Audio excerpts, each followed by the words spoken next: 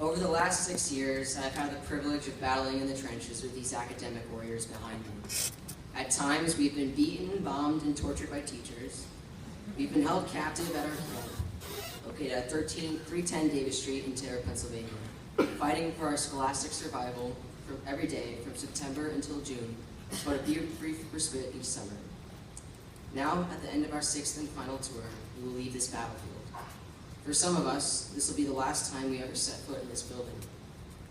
For 13 years, we have yearned to taste that sweet liberation that comes from our diplomatic, honorable discharge. Everyone on this stage tonight deserves to be here. Some may feel they deserve a Purple Heart, but despite our hardships, we have all learned and grown. We know how much fun it is to balance a chemical equation. We can make birdhouses and monkey bread. We know our First Amendment rights, and we know that A squared plus B squared equals C squared. We kind of know how to balance a checkbook, but at least we can graph supply and demand curves. And regardless of what people say, Mr. Pabst actually taught us trigonometry.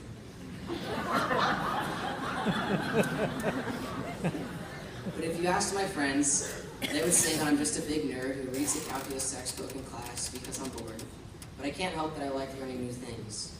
For example, giraffes have the same number of vertebrae in their neck as humans, only theirs are much larger. Or that our class has lived through 3 decades, 2 centuries, and 2 millennia, but some of us aren't even legal adults yet.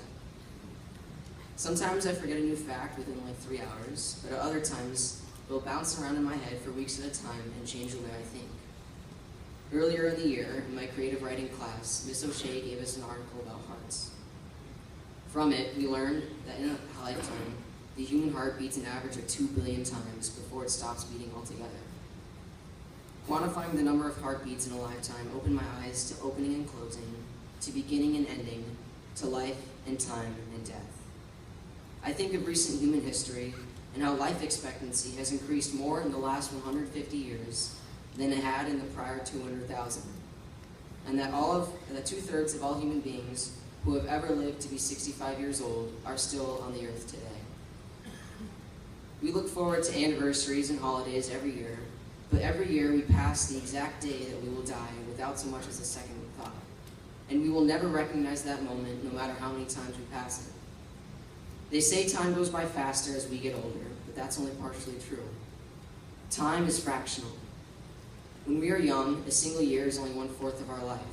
But as we age, every year means less to us than the year before, giving the illusion that time goes by faster as we get older.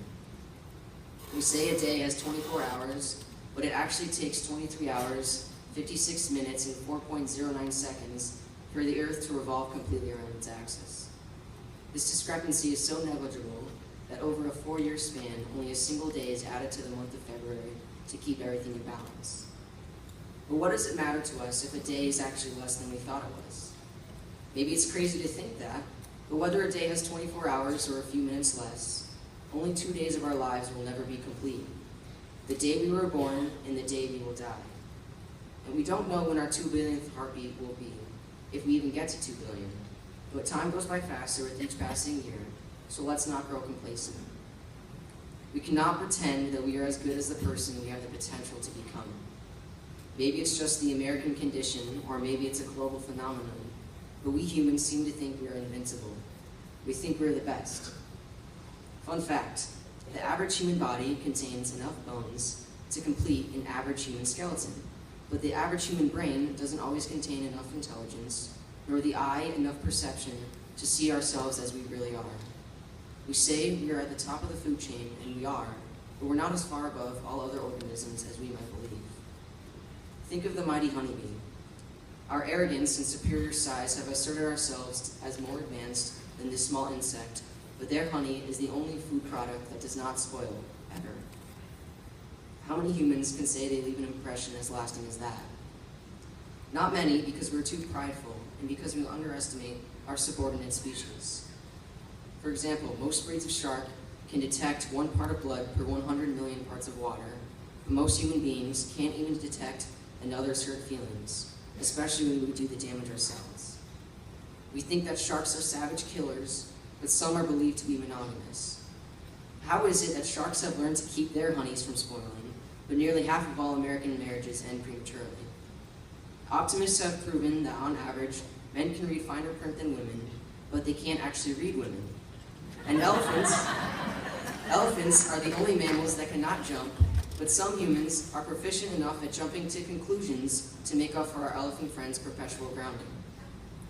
Now, I don't have much life experience, but what I've learned is that the little things make life the fullest. So let's not forget please and thank you. Let's not forget to open doors for strangers and to say hello to our grandparents every once in a while, because they probably need tech support anyway. Let's write letters to friends. Let's wake up early to watch the sunrise. Let's kiss our mothers on their cheeks and tell them we love them, because there will come a time and a day when we can't say it ever again. Let's hang out with our younger siblings. Let's put our cell phones away and look people in the eye when we talk to them. There's no expiration date on our birth certificate. How terrible it would be on our deathbeds to look back on ourselves and be disappointed in all that we've done. It isn't hard to get caught in the trap of feeling as though we are entitled to nothing short of everything. Our negative attitudes toward hard work originate in part from a culture that has taught us that everyone who shows up gets a trophy. If we cannot learn to fail, we will forever fail to learn. We cannot celebrate mediocrity because it hinders our innate desire to be our best selves. That same desire advances kids from ghettos to Ivy League schools. It fosters scientific breakthroughs that change the world. That desire is voted into the Oval Office. That desire put footsteps on the moon. Not a single Olympic athlete works for last place. Only the best of the best hits the goal. Success is not found on the couch watching others follow their dreams. No, success is found on your feet. Success is not given or inherited, it is earned. Success is fought for. Success comes from losing so many times that something deep within us snaps, pushing us further than we've ever gone before. To the class of 2016, whatever it is you find yourself doing, do your best. 99% is great for a test grade, but horrible for effort. Tonight is our last night together. We are all leaving with battle scars, not because we were tested beyond our limits, but because we proved the resilience of our aspirations.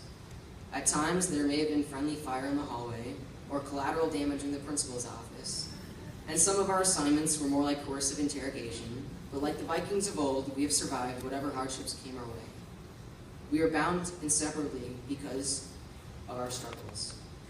To quote Andrew Bernard in the series finale of The Office, I wish there was a way of knowing we were in the good old days before we actually left them. Tonight, we will leave the good old days of Riverside Junior Senior High School to discover the real world beyond these walls. For some, the transition will be seamless, for others cataclysmic. But no matter how hard life fights back, remember that what appears to be a sacrifice today will prove to be the greatest investment for tomorrow. Life is a refiner's fire. Like gold, we are never found naturally in our most perfect forms. Gold must be melted and then rinsed in acid until it can be pure.